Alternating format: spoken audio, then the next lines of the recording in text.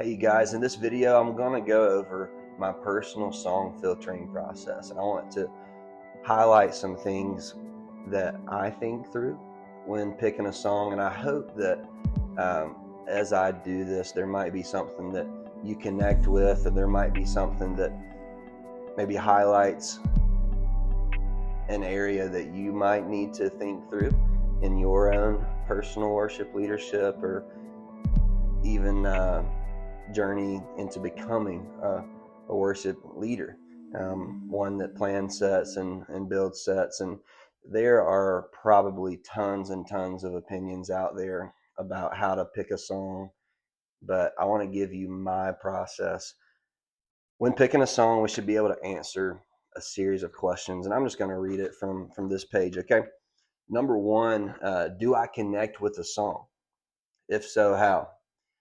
Has God ministered to you through this song? Have you ever been led by someone leading this song? Have you experienced a personal connection in a corporate setting while this song is being led?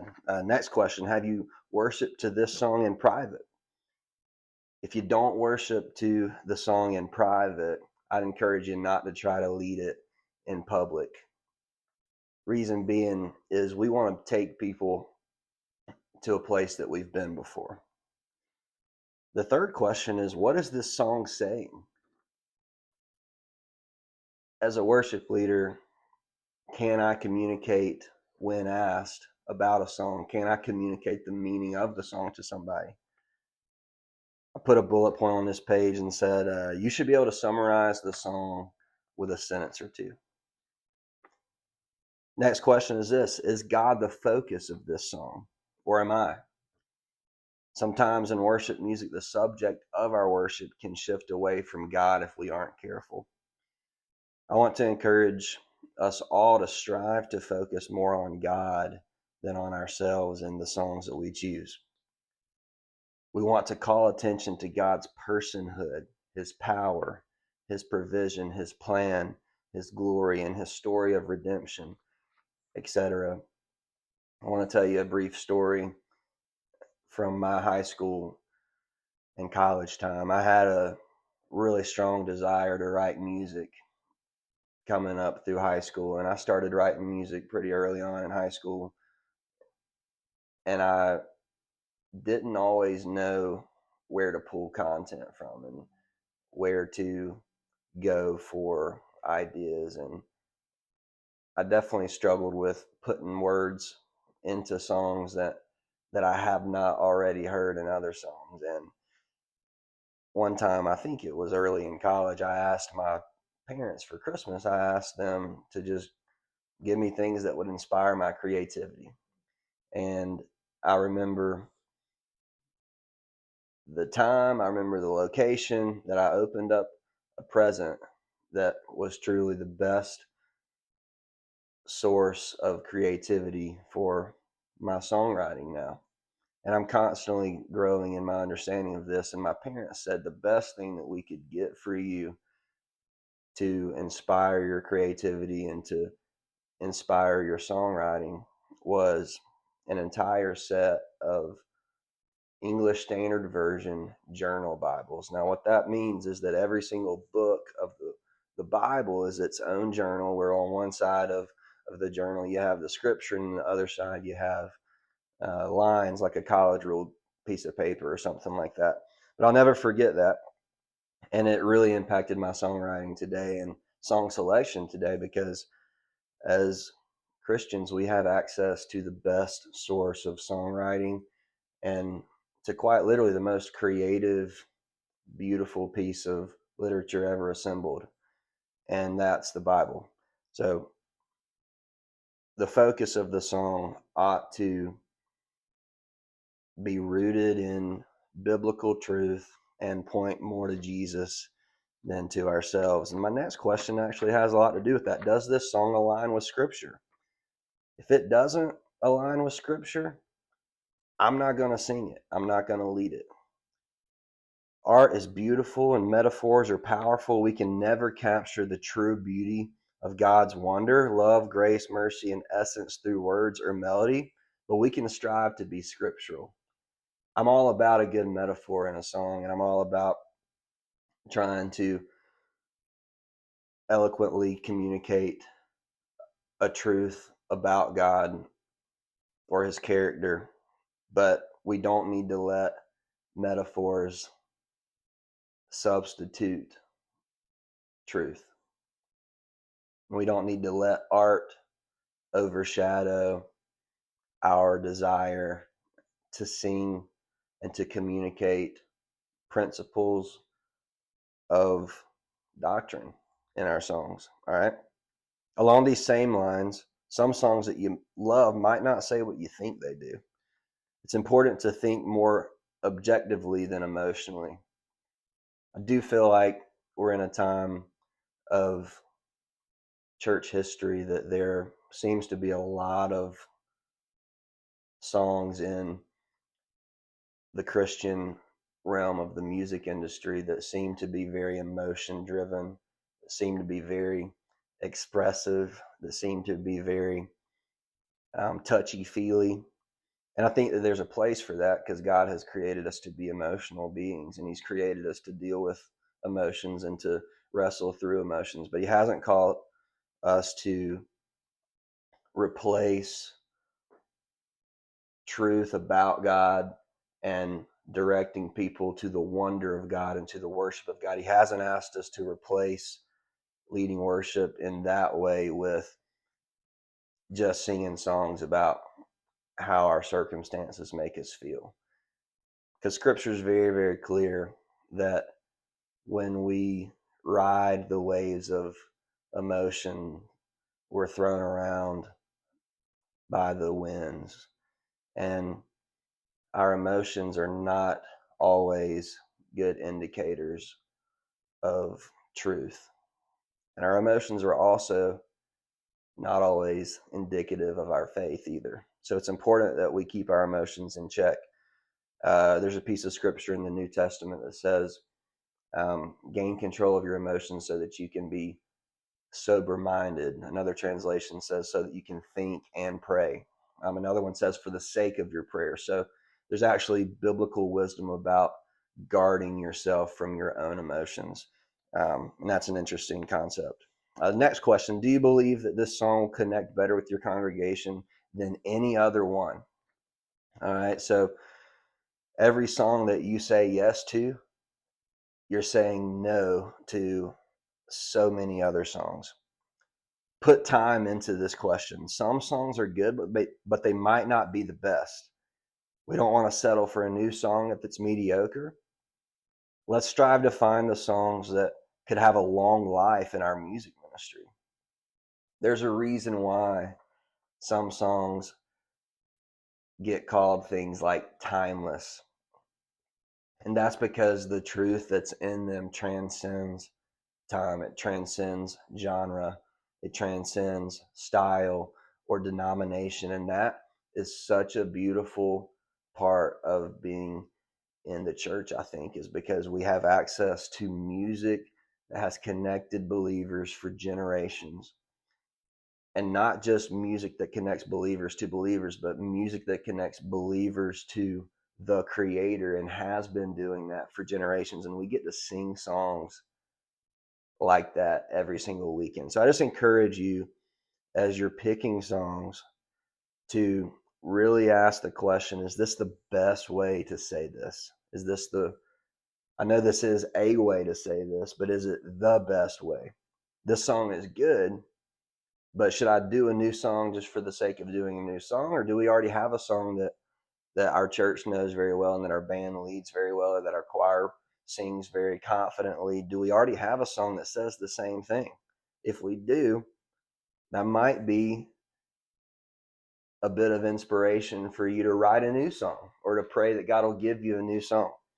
I want to give you a quote that I've heard Sean Curran from Passion say before. He said one time at a conference I was at, he said, repetition is not redundant. So don't be afraid of repeating songs. Don't be afraid of teaching songs, especially considering that the average churchgoer only comes to church one time a month on a Sunday, what might be super repetitive for your band actually might be kind of refreshing to that congregation member that heard that song, or maybe heard two songs a month ago when he or she came to church the last time. And so we can't ever doubt what God could do through our repetition of songs. And I think repeating songs and teaching songs is really of utmost importance in a church congregation setting, because it emphasizes the fact that we're doing what we do with intentionality. We're not just trying to impress the people that are coming to church or to a service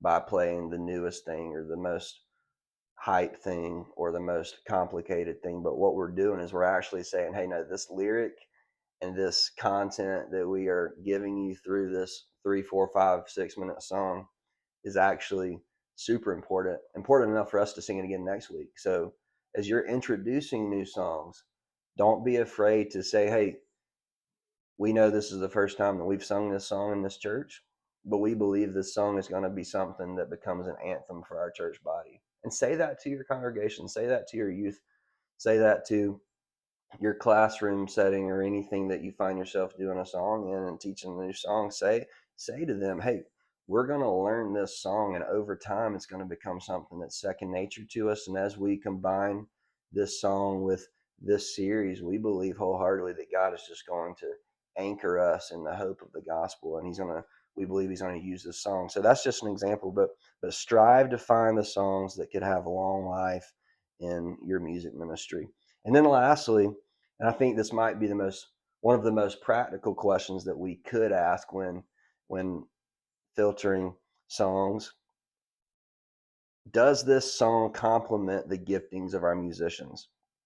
Simply put, is it achievable, or is it a one day type of songs? Some songs take more time to prepare. Great follow-up questions for that specific question a moment ago about does this song complement the giftings of our musicians. Some great follow-up questions for this question could be, do we want to be able to play this song one day? Does this song complement the worship culture we lead in?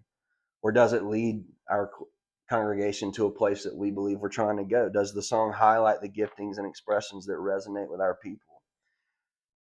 I think sometimes we can become too driven as worship leaders. We can become decision makers that make decisions based on pleasing people, and that is a scary place to be. I don't want to do it. I don't encourage you to do it, but I do think that there's a level of consideration that we have to give to the songs that we're picking for our environments, because we don't want to just run 200 miles per hour ahead of the pack and leave everybody behind.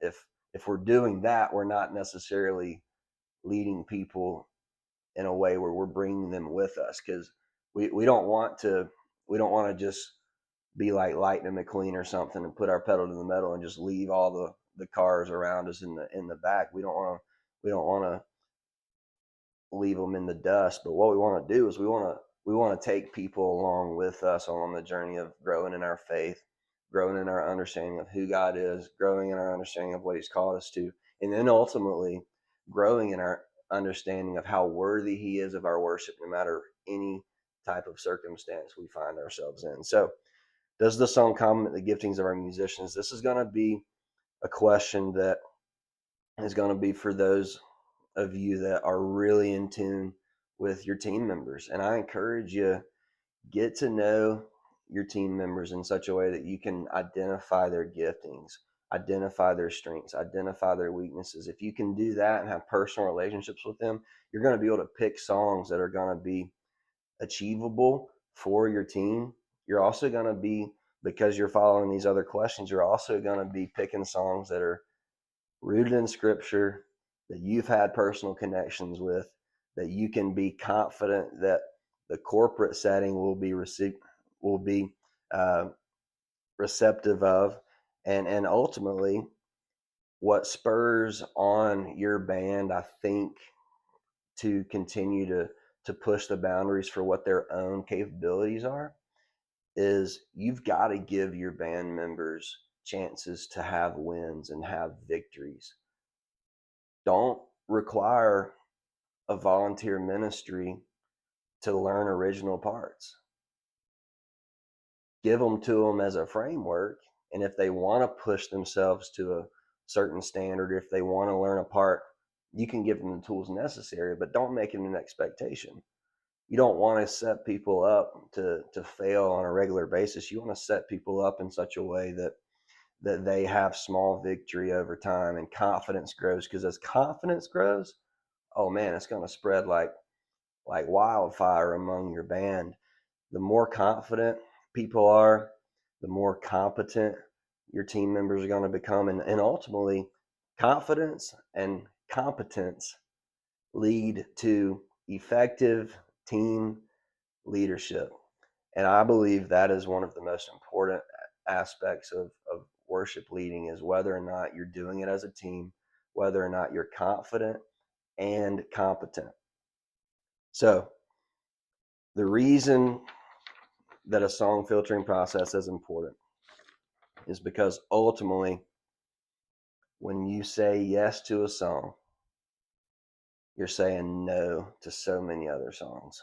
So be sure that you're saying yes to something that you want to say yes to when you're picking a song. Know your why. Don't settle during the selection. And then once you're confident that a song is one song that you want to bring into the setting that you're leading, you personally be capable of teaching the song, learn the parts that you want people to learn, know the song up and down, be a student of the song, be a steward of the moment. All right? Be a student of the song so that you can be a steward of the moment. That's my encouragement to you when it comes to song filtering. I have this PDF available. If you want it, I'd be happy to email it to you. I'd be happy to get it to you. If we know each other personally, I'd be happy to print one out for you. You let me know if there are any questions that you have that I didn't answer. I know I didn't talk about picking keys or anything like that. That's a totally different concept. But I hope to be able to make some videos down the road about how to pick a key, how to determine whether or not a song should be led by a male or led by a female. I think there are so many great thought processes to consider when asking questions like that. But first off, I wanted to give you this song filtering process so that you can help your team and you can help your leaders, or maybe you're the leader, maybe you are the one that's deciding on songs. I hope that this video is thought-provoking for you, and may God bless you, and may He bless the ministry that you're part of. Talk to you soon.